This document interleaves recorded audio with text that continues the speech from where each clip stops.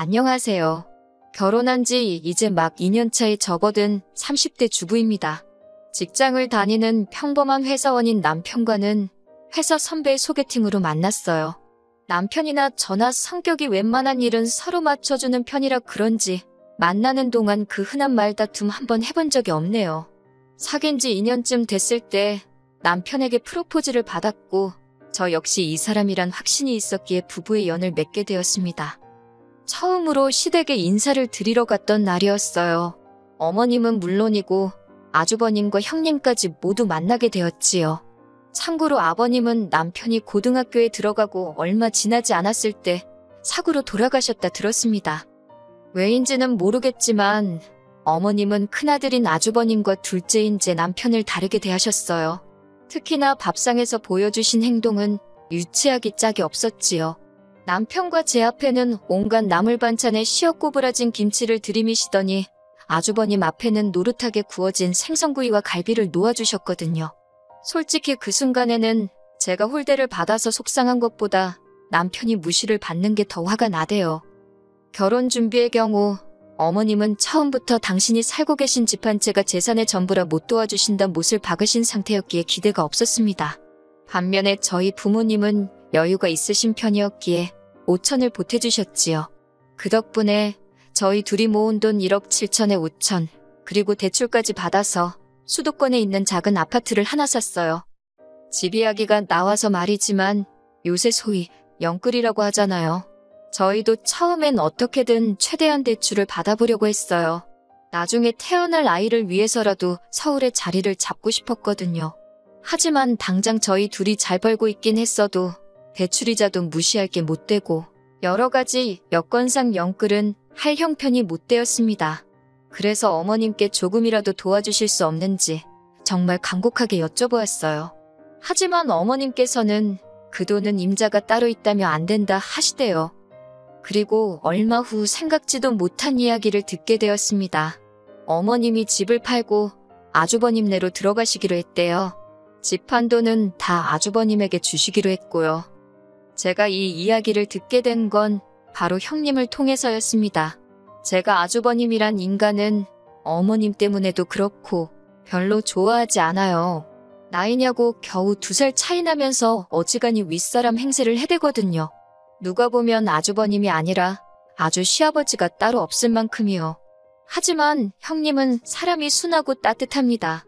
처음 시집오고 돌아온 제 생일에 남편을 제외하고 시댁 식구들 사이에서 유일하게 축하한다 연락을 해준 사람이기도 하고 그래서인지 형님하고는 가끔 커피 한 잔도 같이 마실 만큼 좋은 사이를 유지하고 있어요. 그런 형님이 울면서 전화를 걸어왔으니 제가 얼마나 놀랬는지 모릅니다. 형님은 세상에 이런 법이 어디 있냐면서 아주버님과 어머님 이야기를 시작했습니다. 듣자 하니 제가 다 어이가 없더라고요. 형님이 급한 일로 3일 동안 집을 비웠는데 그 사이에 아주버님과 어머님이 한마디로 작당 모의를 했다대요.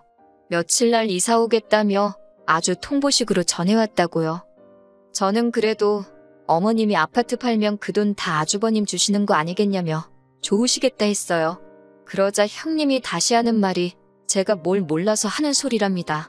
어머님 아파트 그거 지금 2억도 안 가는데 그나마도 근저당 잡힌 게 1억은 될 거라며 그러니 그 아파트 팔아서 대출 갚고 어쩌고 하면 막말로 물려받을 것도 얼마 없는데 너무 속상하다고요. 제가 달리해줄 말은 없었지만 오죽하면 같은 며느리인 저를 붙잡고 하소연을 하나 싶어서 안쓰러웠네요.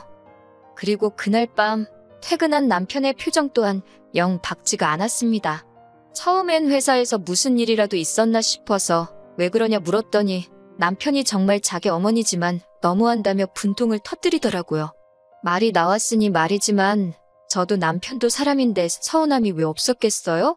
저희 결혼할 때는 땡전 한 푼 못해준다 하신 것도 서운한데 갑자기 무슨 바람이 불어 아주버님 댁에 들어가시겠다 한 건지 형님 말로는 물려받게 될 돈 그거 얼마 되지도 않는다고 하지만 그거야 사실인지 아닌지 저희가 알 수도 없는 일이고 여러 가지 생각에 머리가 복잡하대요.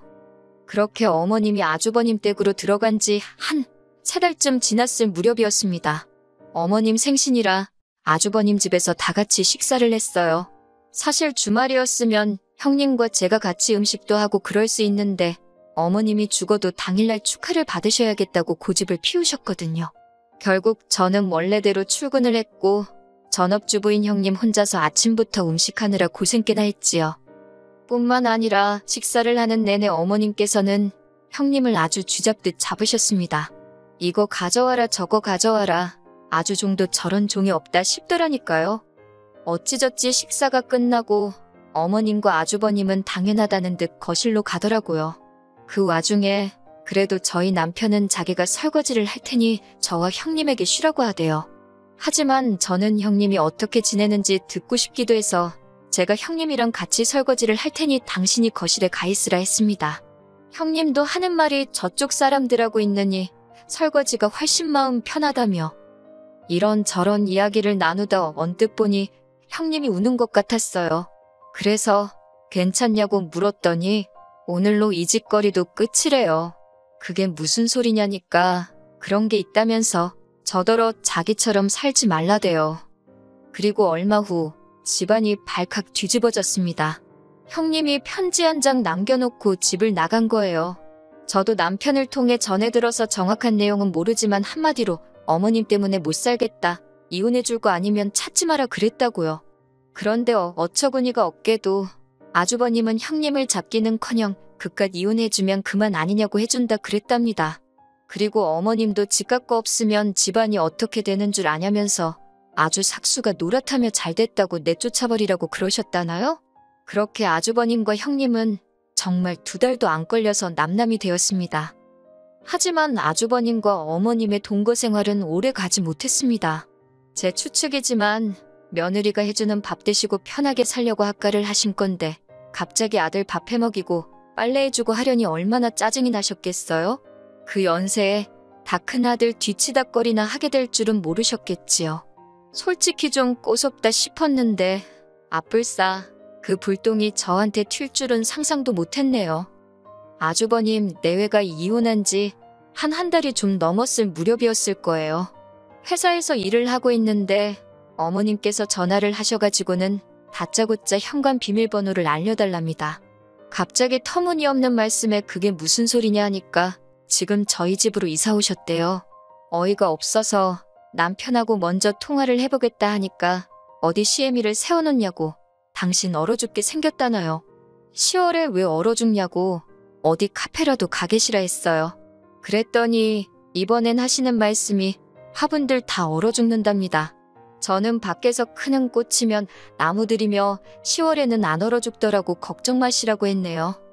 그리고는 남편한테 전화를 하니 남편도 금시초문이랍니다. 그러면서 전화도 받지 말고 비밀번호도 알려드리지 말래요. 자기가 일단 최대한 빨리 퇴근해보겠다면서요. 저도 다행히 야근은 없었기에 불이 나게 집으로 향했습니다.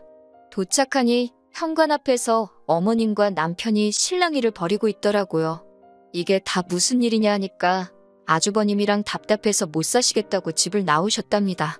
그러면서 당신은 이제 집을 팔아서 갈 곳도 없고 저희 집에서 지내셔야겠다고요. 황당했지만 밤중에 어머님을 어디 여관으로 모실 수도 없고 집으로 들어오시라 했지요. 그렇게 결국 아이방으로 쓰기로 했던 작은 방을 일단 내드렸습니다. 30개도 넘는 화분을 가지고 오셨는데 저희는 베란다를 다 확장한 집이었기에 놀 데가 마땅치 않았어요. 어쩔 수 없이 작은 방에 두라 했지요. 어머님은 큰애네 집에 있을 땐 당신이 안방을 썼다며 저희한테도 안방을 내놓으란 식이셨는데 그건 안 된다 했습니다.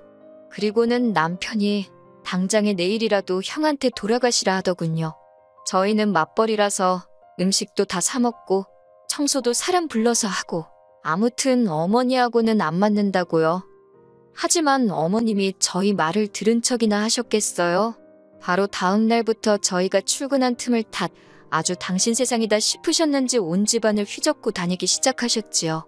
어떻게 알았냐면 친정어머니가 보내주신 반찬이 쓰레기통에 들어가 있질 않나, 제 옷장 속 옷들이 멋대로 뒤섞여 있지를 않나, 심지어 제가 없는 사이에 제 핸드백을 들고 외출을 하셨는지 어머님 방에 제 핸드백이 가 있더라고요.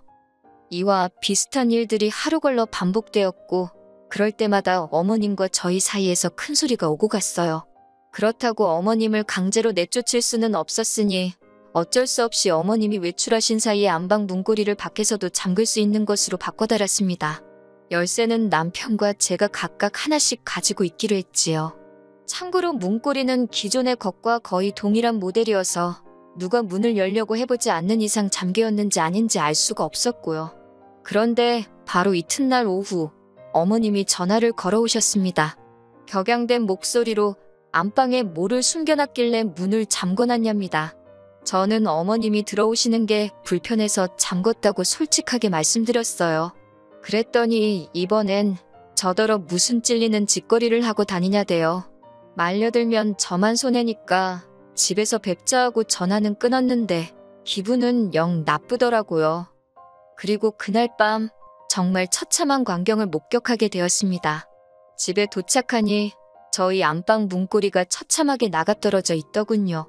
어머님 말씀이 당신 화분이 하나 없어졌는데 그게 예뻐서 제가 가져갔다 싶더래요. 그런데 방문이 잠겨 있어서 당신이 망치로 뜯었다는데 어이가 없다 못해 소름이 끼치더라고요. 그리고는 급기야 그러니까 왜 사람 갑갑하게 안방문을 잠그고 다니냐고 소리를 지르셨어요. 어머님의 그 태도가 어찌나 당당한지 모르는 사람이 봤으면 제가 진짜 무슨 큰 잘못이라도 한 줄 알았을 거예요. 그리고 곧이어 퇴근한 남편이 들어왔습니다. 제가 떨어져 나간 안방 문고리를 보여주면서 남편에게 하소연을 하니 어머님이 저더러 웃기는 X라면서 시애미가 안방에서 뭐라도 훔쳐갈까봐 잠궜냐는 식으로 저를 정말 천하의 나쁜 X로 몰아가시더라고요. 그러자 남편이 내가 잠그자고 한 거라며 우리끼리 잘 살고 있는데 갑자기 나타나서는 왜 이 분란을 만드냐고 어머님께 악을 쓰더라고요. 형네 이혼시킨 것도 부족해서 나까지 이혼시켜야 직성이 풀리겠냐고. 그러자 어머님이 남편더러 여자애 환장했냐고 악을 쓰시는데 남편이 어머님을 거의 끌고 나가더라고요. 놀란 제가 뒤쫓아 나가는데 남편이 끌고 나간 어머님을 그대로 차에 태우더니 아주버님네 모셔다 드린다 하대요. 그렇게 좋아하는 큰아들한테 가서 살라고 둘째인 자기는 죽었다 생각하라면서요. 놀란 저도 차에 올라탔습니다. 어머님은 아주버님네로 향하는 내내 저희한테 욕을 하시다가 또 눈물을 쥐어짜내시다가 아주 난리도 이런 난리가 없었습니다. 그런데 저희 남편은 그런 어머님을 보고도 꿈쩍도 안 하더라고요. 아주버님네 도착해서는 차에서 내리지 않고 버티는 어머님을 강제로 들어옮기다시피 했지요. 결국 그렇게 어머님은 다시 아주버님네로 돌아가셨습니다. 집에 도착한 남편이 현관 비밀번호도 바꿔버리더니 내일 사람 불러서 화분도 다 그 집에 보낼 거라며 저더러 더는 마음 쓰지 말랍니다. 이런 꼴을 보게 해서 미안하다며 앞으로 자기는 가족은 없는 셈치고 저 하나만 보고 살 거라며 저한테도 그래달라 하대요. 그리고 며칠 뒤 아주버님한테 연락이 왔습니다. 한다는 소리가 형님이 너무 그리워서 그런다며 그래도 형님하고 저는 사이가 좋지 않았냐고 혹시 지금 형님이 어디 있는지 아냐입니다. 알지도 못했고 안다고 해도 제가 미쳤다고 그걸 알려주겠어요? 저는 형님이 보고 싶은 게 아니라 일할 사람이 필요한 거 아니냐며 불쌍한 형님 그만 찾으시라고 어머님하고 두 분이 잘 지내시라 소리를 질렀습니다. 아주버님이 저더러 어머님 안부는 궁금하지 않냐길래 그렇게 아끼는 큰아들하고 같이 계신데 얼마나 좋으시겠냐며 잘 계실 거라 믿는다 했지요. 솔직히 이 이후로 남편 속이 말이 아닐 거예요. 하지만 남편에겐 미안하지만 제가 섣불리 나서서 효도한답시고 어머님을 모실 수는 없을 것 같네요. 저는 그저 남편과 단둘이 행복하게 살고 싶은 마음뿐입니다.